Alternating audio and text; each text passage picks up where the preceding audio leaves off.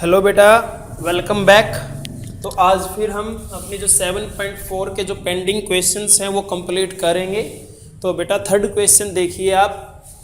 तो in figure angle B is less than A. हमारे पास जो एंगल बी है वो ए से छोटा है, ये आप गिवन में लिखोगे। And angle C is less than angle D. तो आप गिवन एक स्टेटमेंट बना के, ठीक है, हेडिंग डाल के, तो ये दोनों चीजें लिखोगे। देन टू प्रूव, हमें प्रूव करना है A D is less than B C. ठीक है, तो हमें ये प्रूव करना है, सो दैट में आप लिखोगे। तो प्रूफ, तो हमारा प्रूफ क्या रहेगा देखिए। आपके पास एक ट्रायंगल है ए ओ बी।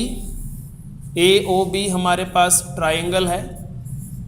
तो ये हमें गिवन है कि जो एंगल बी है वो ए से छोटा है, ये हमारे पास गिवन ही है, वी नो दैट।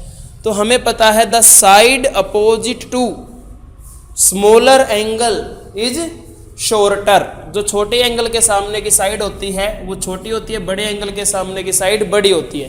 तो एंगल बी के सामने कौन सी साइड है? ए ओ।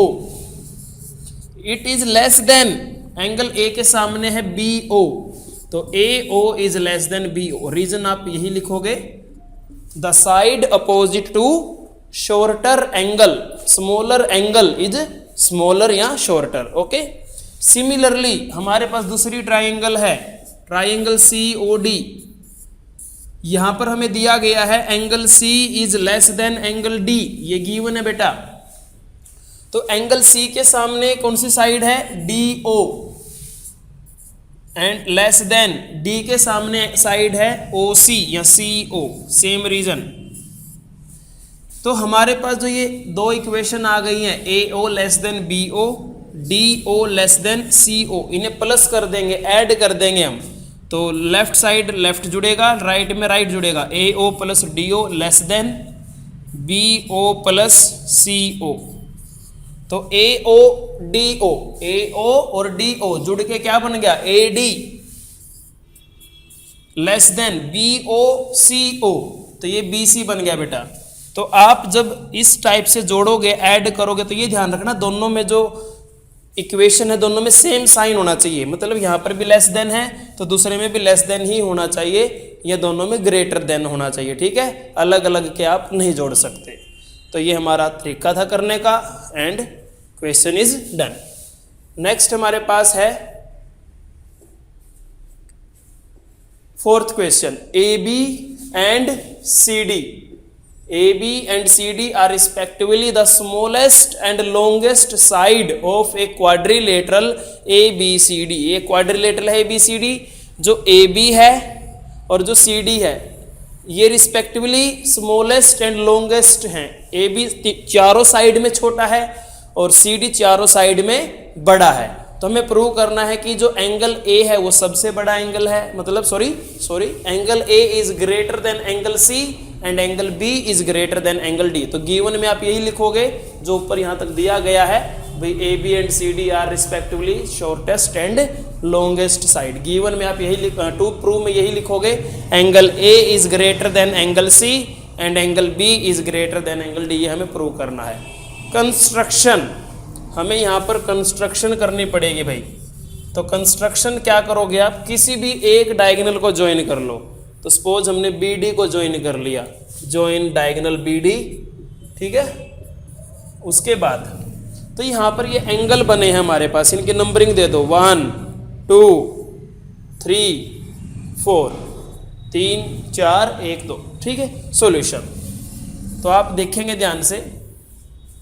तो जो हमारे पास ये अपर ट्राइंगल है ए बी डी, ये जो ट्राइंगल है ए बी डी, हमें पता है जो ए बी है वो छोटी है ए डी से, क्योंकि चारों साइड में A B B C C D D A, चारों साइड में ए बी सबसे छोटी है, तो वो डी ए से छोटी होगी।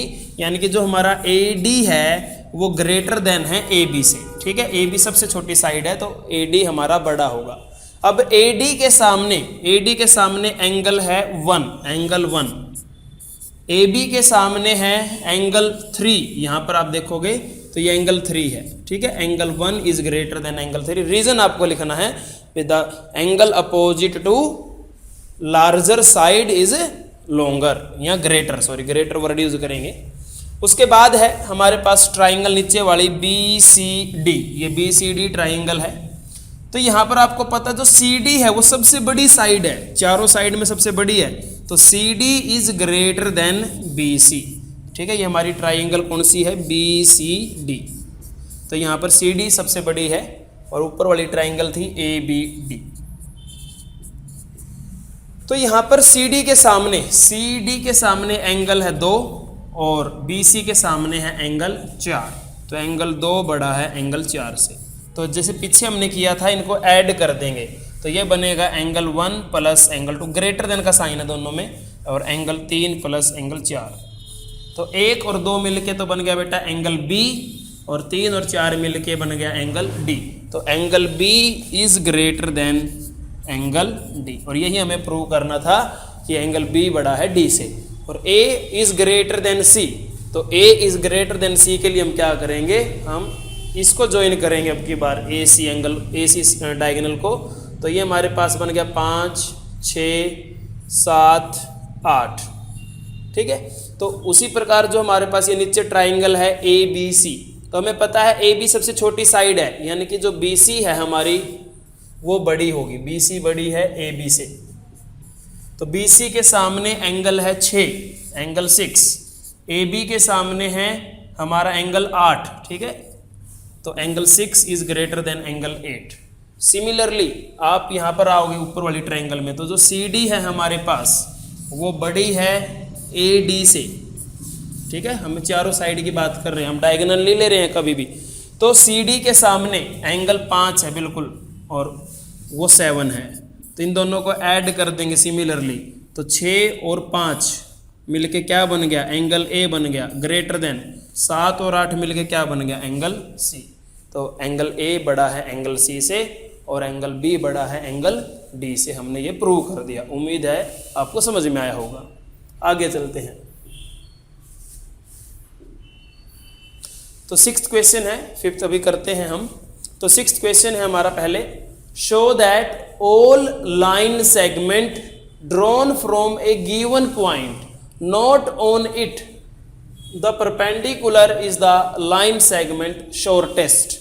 जो हमारे पास कोई भी एक लाइन सेगमेंट है, ठीक है, हमारे पास एक लाइन सेगमेंट BC है, तो हमने किसी एक पॉइंट, एक्सटर्नल पॉइंट A से इसके ऊपर काफ़ी सारे लाइन सेगमेंट्स हमने इस पर क्या कर दिए, ड्रॉ कर दिए। ठीक है, तो अगर हम कोई बहुत सारे लाइन सेगमेंट अगर हम यहाँ से ड्रॉ करेंगे, जैसे हमने यहाँ पर 3 दिखाए, आप ज़्यादा भी दिखा सकते हो, तो एक लाइन सेगमेंट ऐसा भी होगा जो इस पर परपेंडिकुलर होगा। ठीक है, एक लाइन सेगमेंट हमारे पास ऐसा भी होगा जो इस पर परपेंडिकुलर होगा, और बाकी सारे बहुत सारे लाइन सेगमेंट देखो आप यहाँ पर ड्रॉ कर सकते हो, बहुत सारे, कहीं से किसी भी साइड से आप A पॉइंट से BC पर आप लाइन सेगमेंट ड्रॉ करोगे। हमें प्रूव करना है कि जो परपेंडिकुलर लाइन सेगमेंट है हमारा AD, वो सबसे छोटा है, इट इज शॉर्टेस्ट साइड।